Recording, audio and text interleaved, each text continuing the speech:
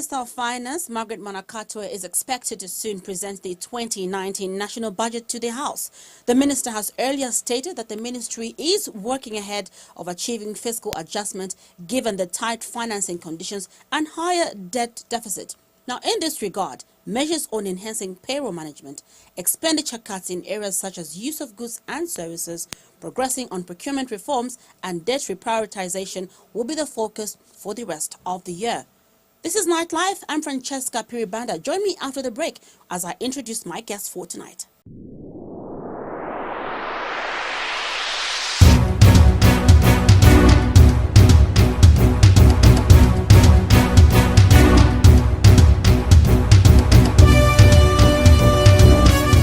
Welcome back. You're watching Nightlife, and tonight I'm joined by Mtwala Msoni, who is the national coordinator from Caritas Zambia, and we are discussing Caritas Zambia's expectations in the 2019 budget. So, Mr. Msoni, why should ordinary citizens be concerned about the national budget, which is coming up? Well, I think the national budget should be of concern to everyone, the ordinary citizens, the well-to-do, the 56% that are living in poverty, because this is what adds figures to what we project as our path towards being a prosperous middle-income country by 2030. The national budget singles out what we need to spend on in order for us to be lifted out of poverty, in order for us to deal with the debt situation, in order for us to enhance our manufacturing sector. So the national budget is a planning document as well that looks at what we are going to focus on as a nation, that looks at how we are going to spend the income that we're generating as a nation. The national budget also looks at what taxes are we going to collect. It also defines the tax burden that's going to be on the citizens and where that tax is going to go. Each and every citizen in Zambia is paying tax in one way or another. We can simply point out value-added tax as one of the tax payments that each and every citizen of the country actually pays. So the national budget singles out how we are going to collect this value-added tax, how we are going to collect the pay-as-you-earn tax, and how we are going to spend this pay-as-you-earn. So it's very important for every citizen of the nation to be wary of the national budget and also hold their members of parliament accountable for the submissions and what is presented towards the House in Parliament in terms of the national budget. All right, so now the budget is coming up. What would you say is the current context of the Zambian economy? Well, I think we are still struggling. We're trying to recover from the decline in prices of copper. As you know, as a country, we're on the path of economic diversification, but we are still dependent on copper. And the metal prices right now are pretty low, and that's why we're even seeing our currency depreciating. There are still high levels of poverty. 55% of the country are living below the poverty line. We've seen an increase in levels of inequality between 2010 and 2015. So these are the current contexts that we need to look out for. So if we're going to look at a national budget, we need to look at a budget which reduces inequality, which tries to lower the levels of poverty, and also boosts the manufacturing, the agriculture sector. Right now, we're grappling with issues of climate change. There's an issue of climate change, and because we're dependent on agriculture sector to feed ourselves, we need to look at a national budget which incorporates issues of organic farming. We're still dependent on copper mining. The seventh National Development Plan talks about diversification beyond the mining of copper to look at other metals and also looking at precisely how we spend the revenues that we generate from the sector. So these are some of the issues that need to be tackled in the national budget and need to be addressed in order for us to actually see that we were doing better than we were doing these past years. And one issue that is also cardinal is the issue of loan repayments. We've been accumulating debt as a nation. Right now, there's huge debate about the Chinese debt that we have as a nation. So the national budget also singles out what revenues are going towards the payment of the debts that we have. Currently, for the 2018 budget, it is approximated that 28% of the money in the 2018 national budget is going towards loan repayment, 7 billion towards external debt, 7.3 billion towards domestic debt. So we also look at issues of loan repayment. We cannot have a national budget which is paying for every 5 kwacha we spend, 1 goes towards debt. And we also have a national budget where 1 of every 3 kwacha spent is coming from borrowed money. This is not sustainable, and this is what catching us in the back. So the national budget is going to define how we're going to look at these issues in terms of debt, in terms of domestic revenue mobilization and expenditure. You did touch on the 7th National Development Plan. Could you just delve more into how it is connected, with the national budget? How is it linked? Well, that's very interesting, because when we're looking at issues of national budget, first we need to be wary of the fact that as Zambia we have got a vision 2030, transforming us into a prosperous middle-income country. Middle-income country in itself is not enough. We need to look at issues of, yes, we're a middle-income country, but what does it mean for ordinary citizens?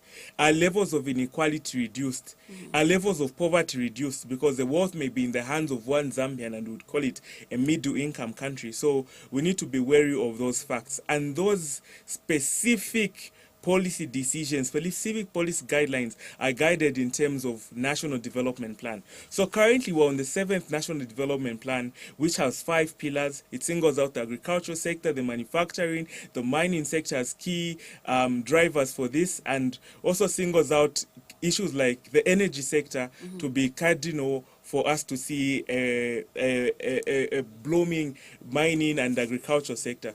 So the National Development Plan's financing is defined by national budgets. National budgets are derived from midterm expenditure frameworks. So if you look at the 2018 budget, for instance, we looked at spending 65 billion in the year 2018 for us to be in line with the 7th National Development Plan, for us to be in line with the Vision 2030, but we spent 75 billion. So this is where the gaps start from, and this is where we need to realize to say these documents are interlinked. The budget just adds figures to what we plan to achieve. And if we are in a situation where we're already out of the expenditure, we're expending on what we did not plan for, it means we will not realize the Vision 2030, we will not realize the 7th National Development Plan. The issue of 1,000 jobs, which is in the 7th National Development Plan, for example, is something that went missing in the 2018 budget. So we would want to see how the 100,000 jobs will actually be created when we come to the 2019 budget. So this is how these documents are interlinked. They're basically the same developmental framework, and the budget adds the figure or tells us the path or the contribution of each and every citizen towards this. All right. You're watching Nightlife, and this is the pre-budget edition of the program. And tonight we're joined by Caritas Zambia, who are sharing with us their expectations in the 2019 budget. We'll take a short break. We'll be right back. Don't go away.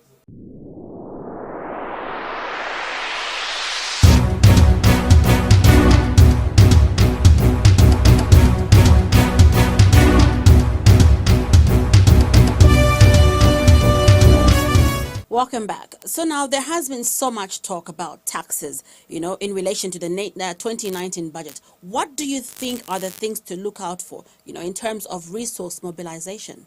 Well, I think for resource mobilization, it's a two-way thing. First of all, there's the issue of domestic resource mobilization, which is money we raise by ourselves as citizens of the nation. There's also the external resource mobilization that we get in form of grants and loans. But I think we need to pay particular focus to issues of sustainability, being able to reduce the burden on the debt, being able to reduce our dependence on the foreign nations. And this is basically looking at domestic resource mobilization. And even as we do that, we need to be wary of the fact of the tax burden that's bared by ordinary citizens. So when we look at the national budget, we need to look at specific submissions, specific inputs in terms of what the value added tax, for example, will be pegged at, what the pay-as-you-earn will be pegged at. And for us specifically as Caritas Zambia, we believe that at 3,300 threshold for non-tax on pay-as-you-earn is too low and needs to be raised to 4,000. So between 4,000 and 5,000 for a submission for the tax band, that should be taxed at 25%. 5,000 to 6,200 should be what is taxed at 35%. As you know, right now, 6,000, the tax band for 6,200 is 37%, but we are saying that because of the levels of inequality, the income levels, then we need to have a new tax band which is at 12,000 and being taxed at 40%. And I think this is a cardinal step in us reducing the issues of inequality in the nation. We're also looking at issues of corporate income tax. I think there's need to harmonize the corporate income tax to be pegged at 35% for the nation. If we're looking at issues of exemptions, I think right now what is cardinal is the agriculture sector, and we're looking at promoting agriculture sector, organic agriculture, as means to respond to issues of climate change. So if we're going to look at issues of exemptions in terms of inputs, we're going to look at agricultural inputs that look at organic farming and the importation of organic products. One way the nation can raise money is not by taxing cause on the internet, no. We need to impose things like a sin tax on food products that are not healthy. We can have a 30% on that. We import lots of food products which are not healthy, and to keep the nation healthy and reduce the burden even on our hospitals, we can have a sin tax imposed at 30%. We can also have an increase in terms of the taxes that we pay on plastic products.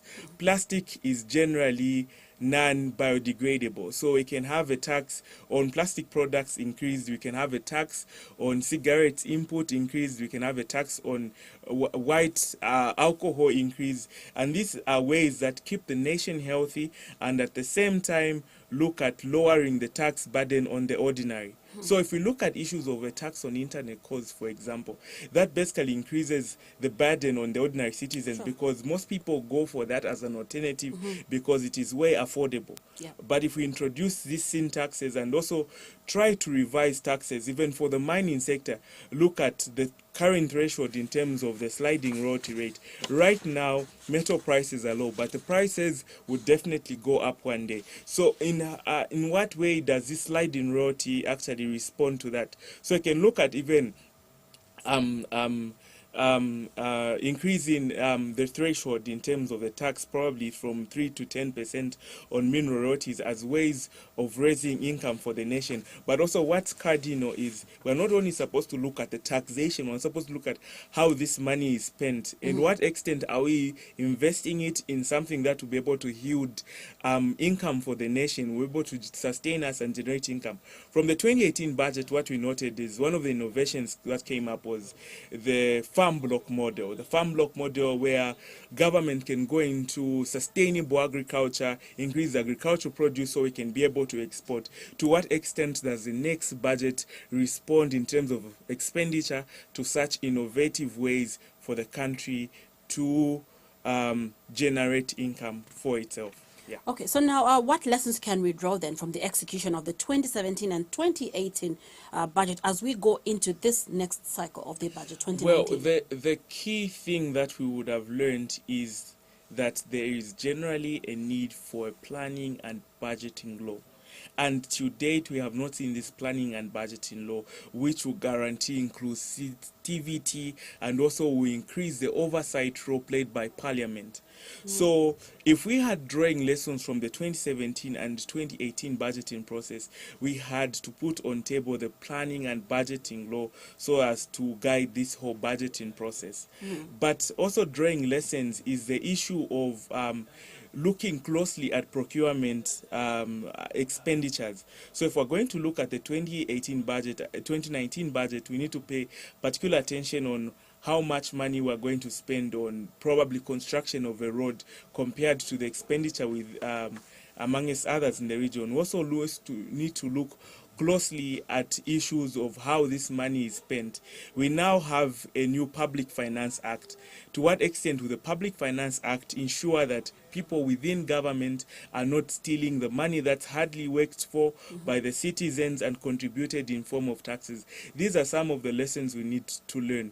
And of course, now when we're in the era of debt, we need to learn that we need to sustain our expenditure as a nation. We need to curtail our expenditure as a nation on spending, first of all, on basic human rights. Let's spend on education, let's spend on health, and let's try to spend less on needs. Let's take it to the basics. Let's try to adopt a human rights approach to budgeting, which looks at spending, first of all, on what we actually need as a nation before going for expenses that we probably don't need. Procurement costs also need to be closely looked at if we are going to learn from the 2017 and 2018 budget that was given to us. Okay, finally, very quickly, looking at the current poverty levels in Zambia, are there any specific things that we need to look out for that are in the interest of the majority poor Zambians? Yes, the current poverty levels in Zambia, of course, are quite high, and responding to that, I think over the years we've seen the social cash transfer. We're currently transitioning to the electronic social cash transfer for the way the cash transfer has been handled. So in the transition, we also want to see an upscale in terms of the number of beneficiaries and the upscale in terms of the allocation towards social cash transfer, so as to cushion the poor.